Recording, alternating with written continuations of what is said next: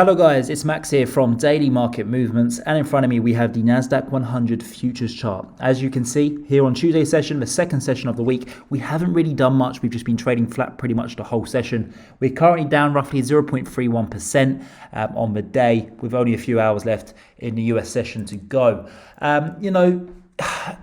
I think the RSI kind of sums up this chart. We've rallied very hard over the past couple of weeks, and we're now a little bit exhausted, and we're trading sideways pretty much. And that's something that I would welcome. We're currently trading at all-time highs. Yesterday we achieved a new all-time high. So if we can form a platform here, and then perhaps after the Christmas time, going into January, which is of course the earnings season, if we can then rally from that point onwards, then that would be really, really, really healthy for this market. I don't really expect much more going into Christmas time, because what tends to happen, you have a lot of national holidays, for example, Christmas Day, then you have New Year's Day, for example, and traders typically take some days off during those weeks to make it a long weekend.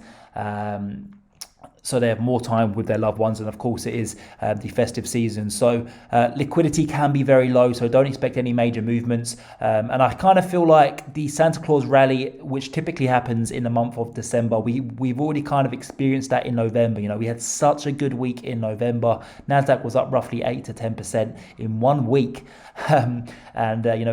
We've just come out of one of the most positive months dating back to 1987 for the major indices and the stock market as a whole. So don't really expect too much upside movement this month. I am bullish still, don't get me wrong, but I think that sessions like today, we're going to see a lot more of them, where we're just trading sideways or grinding towards the we could even potentially grind a little bit lower or a little bit higher, but don't expect anything significant, because as I mentioned, we've already seen a lot of movement in November. So I'm looking more for January now.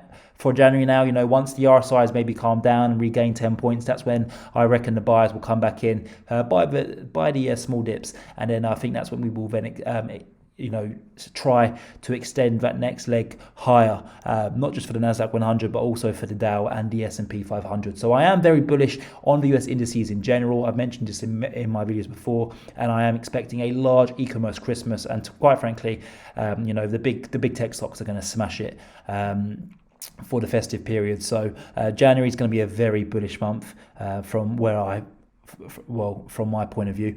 So I'm very bullish going into January. I'm a bull, no interest in selling. If you sell this market, it's a great way to lose money. Don't even try and outsmart the market. I know a lot of retail traders try and sell when the RSI is at 70. Just don't do it. Just buy the dips. It really is as simple as that. If you sell this and try and outsmart, Wall Street, you will get punished, and most probably your accounts will get blown. So buy the dips of this bullish market. That is my advice to you.